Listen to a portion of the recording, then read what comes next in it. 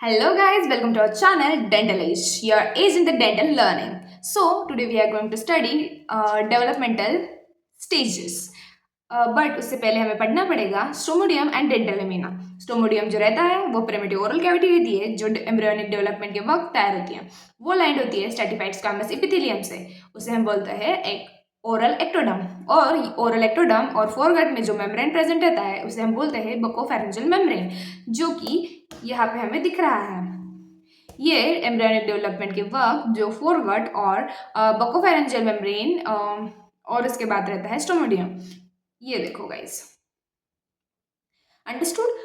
कुछ दिनों के बाद मतलब 27th day of embryonic development ये जो मेम्ब्रेन रहता है वो रप्चर होता है। फिर वो फोरगट और स्ट्रोमोडियम ज्वाइंट होते हैं, मतलब कनेक्ट हो जाते हैं। वो फिर बेसल सेल जो रहते हैं ये रप्चर होने के 2 to 3 वीक्स के बाद basal cells of ectoderm proliferate करते हैं बहुत रैपिडली और फॉर्म करते हैं एक प्राइमरी एपिथेलियल बैंड जो कि रहता है horseshoe shape like this.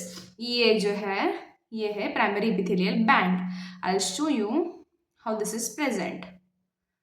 I can't zoom this much but I will show।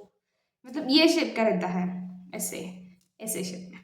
सो ये जो हॉर्सशू शेप रहता है वो इन्वेट करता है एक्टोमेसेनकाइम, मतलब connective tissue of the oral ectoderm में।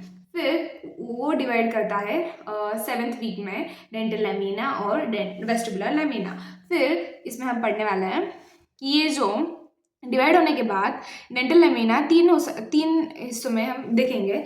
पहले तो distal proliferation, lingual extension and degeneration। So firstly dental distal proliferation है वो जम्स ऑफ परमानेंट मोलार्स बनाते हैं, और जो लिंगुअल एक्सटेंशन है जिसे हम सक्सेशनल लैमिना भी बोलते हैं वो बनाते हैं जो टीथ डेसिडुअस टीथ के जगह, जो परमानेंट टीथ डेसिडुअस टीथ के जगह आते हैं उसे हम बोलते हैं सक्सेशनल लैमिना, जिसमें इंसाइजर्स और कैनाइन्स एंड प्रीमोलर्स आते हैं। और ये जो डेंटल लेमिना है ये 5 years तक इसकी एक्टिविटी प्रेजेंट रहती है। बट उसके बाद जब टीथ बनना स्टार्ट हो जाता है वो डिजेनरेट होना भी स्टार्ट हो जाता है, और उसके कुछ रिमेनेंट्स रहते हैं जिसे हम बोलते हैं सेल रेस्ट ऑफ सेरेस।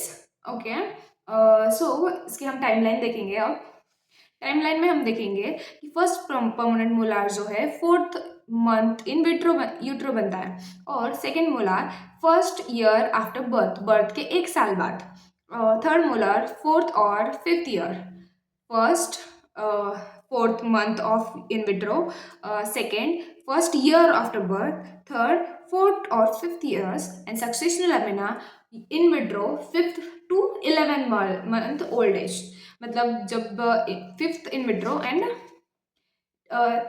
10 साल का होने के बाद। सो गाइज हम फिर पढ़ेंगे dental developmental stages.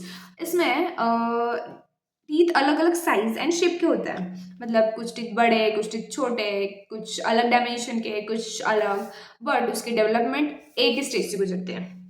First stage हम देखेंगे बर्ड स्टेज, जैसे कि एक कली जैसा शेप। सो गाइज ये जो डेंटल लेमिना है वो डेंटल लेमिना एंड एक्टोमेसेनकाइम ये सेपरेट होता है बेसमेंट मेम्ब्रेन से, इसकी बेसमेंट मेम्ब्रेन, और फिर डेंटल लेमिना ये सेपरेट होता है।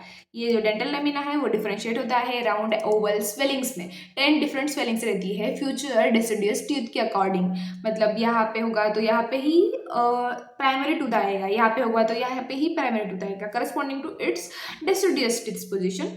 और ये जो राउंड स्वेलिंग है इसे ही हम बोलेंगे primordia of the enamel organ, मतलब प्राइमरी, मतलब इससे ही इनामल ऑर्गन बनेगा, इससे हम बोलते हैं टूथ बर्ड। ये जो इनामल फॉर्मेशन करता है, और इनामल फॉर्मेशन करना इसका इंपॉर्टेंट काम है।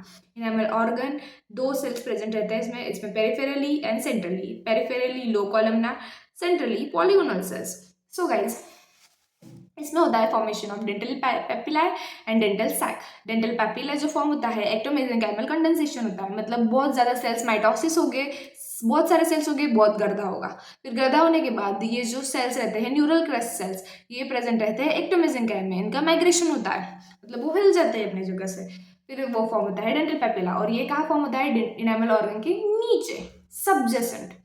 और डेंटल सैक फॉर्म होती है, ये भी एक्टोमेसेनकाइमल कंडेंसेशन होता है, और ये सराउंड करता है टूथ बड को, ये जो टूथ बड हमने बनाया है, ये राउंड जो स्वेलिंग रहती है उसको कवर करता है डेंटल सैक, और डेंटल पैपिला को भी कवर करता है डेंटल सैक। और ये जो बर्ड शेप इनेमल ऑर्गन रहता है वो ही प्रोग्रेस करता है कैप एंड बिल स्टेज में, और dental papilla and dental sac well different defined हो जाता है। So guys, thank you for today. We are done with the bird stage, and in next video we are going to learn cap stage and bell stage in detail.